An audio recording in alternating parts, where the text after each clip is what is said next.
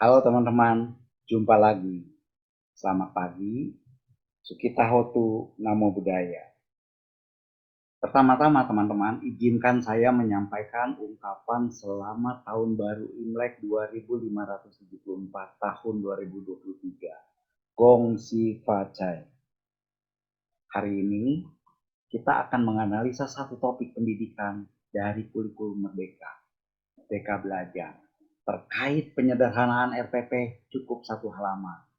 Nah, teman-teman, apa itu RPP?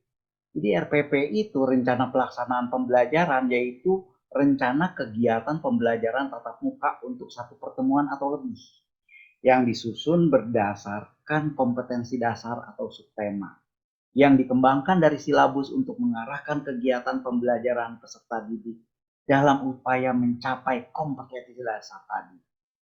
Setiap pendidik tentunya pada satuan pendidikan berkewajiban menyusun RPP secara sistematis agar pembelajaran berlangsung secara efektif, interaktif, inspiratif, menyenangkan, menantang, efisien, memotivasi peserta didik untuk berpartisipasi aktif, serta memberikan ruang yang cukup bagi prakarsa kreativitas dan kemandirian sesuai bakat, minat, dan perkembangan fisik serta psikologis peserta didik.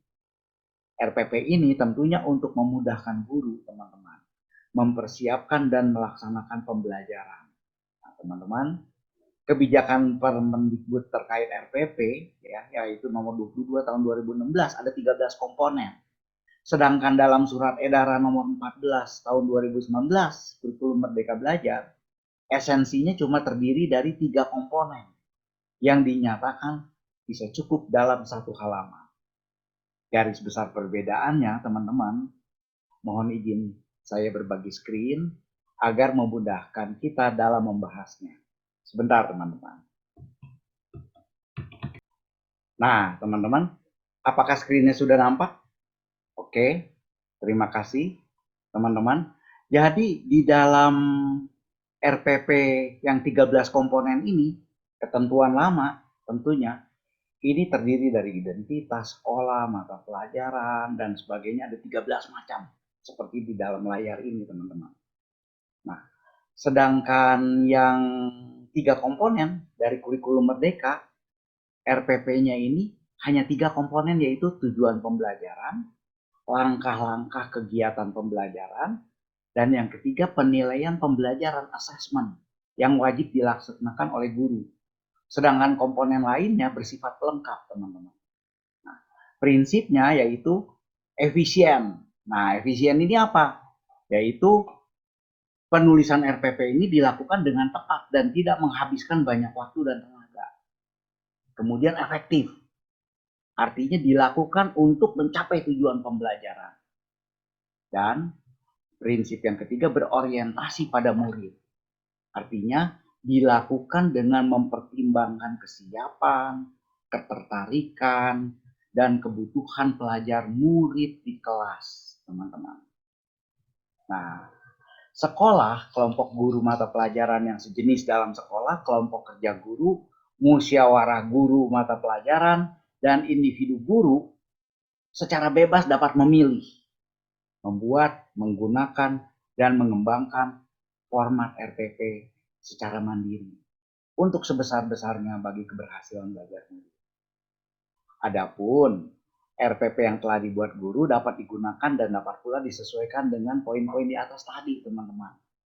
Ya, jadi berdasarkan edaran tersebut, bisa saja RPP disusun dengan singkat, bahkan hanya satu halaman saja. Guru diberi kebebasan untuk membuat, memilih, mengembangkan, dan menggunakan RPP sesuai dengan prinsip yang tadi, efisien, efektif, dan berorientasi pada murid. Nah, teman-teman, jadi konteks sebenarnya RPP ini semata sebagai pedoman, alat kontrol bagi guru untuk melaksanakan pembelajaran, perencanaan pembelajaran sebelum masuk kelas. Action guru yang baik tentu berawal dari pedoman yang baik.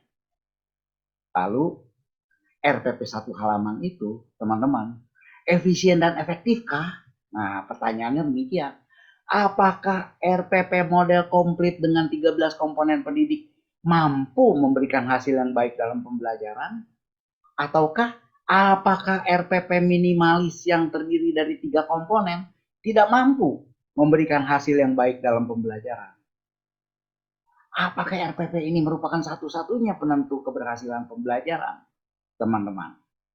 Nah, hal yang penting dalam sebuah RPP bukan tentang penulisannya atau sekedar administrasi sekian halaman, melainkan tentang proses refleksi guru terhadap pembelajaran yang terjadi dalam pembelajaran di atas. Refleksi yang dimaksud adalah apakah hal yang ingin disampaikan sudah dengan baik tersampaikan kepada peserta didik atau belum nantinya. Pada hakikatnya, penulisan RPP dilakukan secara efektif dan efisien untuk meningkatkan kualitas SDM anak-anak negeri. Selain itu, dapat membantu memperbaiki kinerja guru tentunya di kemudian hari, agar guru memiliki lebih banyak waktu untuk mempersiapkan dan mengevaluasi proses pembelajaran. Jadi teman-teman, tujuan pembelajaran, pelaksanaan pembelajaran ini adalah untuk memberikan pengalaman belajar yang menarik, meningkatkan pengetahuan dan pemahaman siswa, mengukur tingkat pemahaman tersebut, dan menentukan tindak lanjut. Untuk melaksanakan hal ini, dibutuhkan penilaian atau asesmen terukur terhadap ketercapaian pembelajaran, baik kualitatif maupun kuantitatif. Proses sebuah pembelajaran terletak pada kegiatan pembelajaran, iklim dan suasana pembelajaran, ketertarikan, serta rasa antusias siswa dapat dilihat dari kegiatan pembelajaran. Dan inti rencana pembelajaran terfokus pada capaian pembelajaran, pelaksanaannya, dan penilaiannya. Capaian pembelajaran ini merupakan kompetensi yang harus dikuasai setelah mengikuti pembelajaran. Capaian pembelajaran yang mengandung indikator dan kompetensi dasar terangkum dalam tujuan pembelajaran. Nah, teman-teman, ya. Jadi seperti itu teman-teman sebenarnya, ya. Jadi hakikatnya teman-teman, ini ada the man behind the gun. Pelaku penting dalam pembelajaran. Sebagus apapun media pembelajarannya teman-teman, semaksimal apapun rencana pembelajarannya, RPP-nya, jika gurunya tidak kompeten, hasilnya tidak akan memuaskan. Artinya, baik RPP 13 komponen maupun RPP 3 komponen tetap memerlukan action optimal dari pendidik yang kompeten. Teman-teman, pendidik yang profesional dan kompeten perlu memahami bahwa sepertiga waktunya di sekolah digunakan untuk asesmen juga. Yang tadi di dalam prinsip itu ada asesmen. Artinya RPP 1 halaman tetap harus didukung dengan lampiran asesmen. Dalam RPP 1 halaman, aspek penilaian hanya berisi bentuk penilaian sesuai dengan jenis penilaiannya tanpa ada kejelasan mengenai instrumen yang digunakan dalam penilaian tersebut. Agar evaluasi pembelajaran menjadi jelas, pendidik tetap harus punya konsep penilaian yang jelas, asesmen yang jelas, agar tingkat pemahaman siswa dapat diukur dengan memadai. Nah, teman-teman, demikian ya analisis kebijakan pendidikan Merdeka Belajar terkait pengembangan RPP cukup 1 halaman. Semoga teman-teman mendapatkan gambaran yang lebih utuh. Saya yakin kita sebagai pendidik yang kompeten dan profesional dapat menyikapi pengembangan RPP ini secara bijaksana untuk mencapai tujuan pembelajaran yang efisien, efektif, dan berorientasi pada murid. Terima kasih teman-teman. Sampai jumpa dalam topik lainnya di kemudian hari. Selamat siang. Namo Buddhaya.